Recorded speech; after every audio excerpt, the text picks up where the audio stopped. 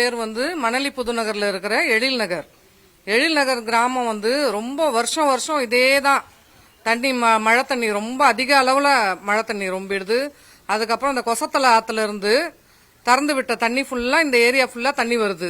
இதே மாதிரி இருந்தா எங்க ஊர் நிலைமை என்ன ஆகுறது? ஒரு அதிகாரி கூட இந்த பக்கம் வந்து பார்க்கவே இல்லை, யாருமே வந்து பார்க்கல, ஒரு தடவை கூட வந்து பார்க்கல. இன்னும் 3 நாளா இந்த தண்ணி 3 நாளா இருக்கு இந்த தண்ணி. 3 நாளாவும் ஒரு அதிகாரி கூட வந்து பார்க்கல.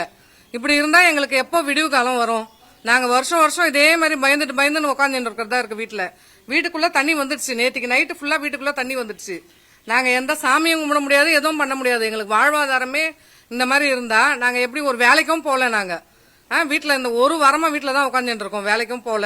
சாப்பாட்டுக்கெல்லாம் என்ன பண்றது? முதல்ல இந்த தண்ணி போகணும் சார். எங்களுக்கு இந்த தண்ணி போறதுக்கு வழி விடிவு காலம் வரணும் எங்களுக்கு. நாங்க 10-25 வருஷமா இருக்கோம் இதே மாதிரி தொல்லையில. முடிவு இந்த சைடு வந்து ஒரு பிரிட்ஜ் போடணும்.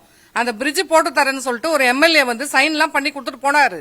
பண்ணி கொடுத்துட்டு போய் 2 வருஷம் ஆகுது, இன்னும் பிரிட்ஜ் கட்டல. அந்த பிரிட்ஜ் கட்டி கொடுத்தாங்கன்னா எங்களுக்கு வந்து தண்ணி அது பாட்டுன்னு ஆட்டோமேட்டிக்கா போயிடும். அப்பப்போ போய் தோண்டி விட்டுன்னு வர்றதா இருக்குது. அதுக்கு போராட்டம் பண்றதா இருக்கு.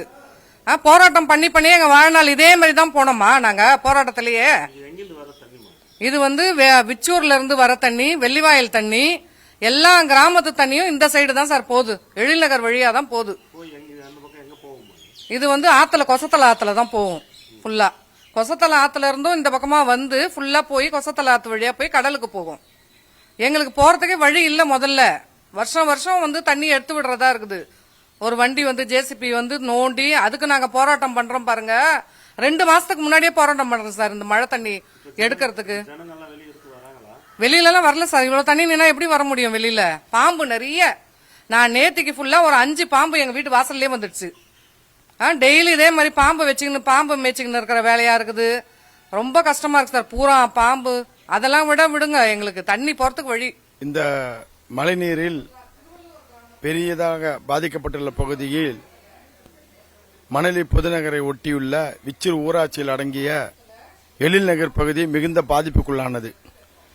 நேற்று பெய்த மழையில் சென்னையிலேயே விச்சூர் ஊராட்சியில் அடங்கிய இந்த எழில் நகர் பகுதி நேற்று பெய்த கனமழையில் சென்னையிலேயே அதிகபட்சமாக 25 சென்டிமீட்டருக்கு மேல் மழை பெய்து மிகுந்த பாதிப்புக்குள்ளாக்கப்பட்டுள்ளது.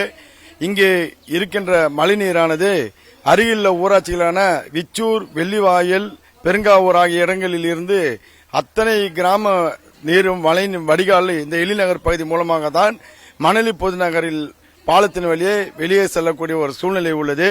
இதற்கு நிரந்தரமாக வடிகால் வசதி ஏற்படுத்தி தர வேண்டும் என தமிழக அரசையும் ஊராட்சி நிர்வாகத்தையும் மெத்த பணியோடு கேட்டுக்கொள்கின்றோம்.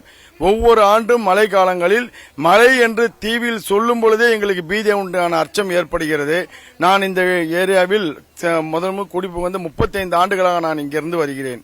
எங்களது மேடான பகுதி தான். ஆனால் சுற்றி இருக்கிற சிட்கோ எஸ்டேட் உள்பட கண்டெய்னர் யார்டு எல்லாமே மேடு தூக்கி அவங்கவுங்க இடத்த வந்து மேடு தூக்கி இருக்கிறதுனால, அது மட்டும் இல்லாம ரோடு ஹைவேஸ் ஒரு 4 அடி ஹைட் தூக்குறதுனால எங்களுக்கு வந்து பள்ளமான பகுதி ஆயிடுச்சு. இதுக்கு இவ்வளவு பெரிய வெளியில இருந்து வர வேண்டிய தண்ணி எல்லாமே வடிகிறதுக்கு இது ஒரு சிறந்த வடிகால். இந்த வழியா தான் போயான்ற ஒரு சூழ்நிலை இருக்கிறத மாத்தி ஒரு மணலி புதுநகர்ல ஒரு வடிகால் உருவாக்கி கொடுத்தா போல எழில் நகர் பகுதியிலும் ஒரு வடிகால் உருவாக்கி கொடுங்க என்று மாண்புமிகு முதலமைச்சர் அவர்களை பணிவோடு கேட்டுக்கொள்கிறேன்.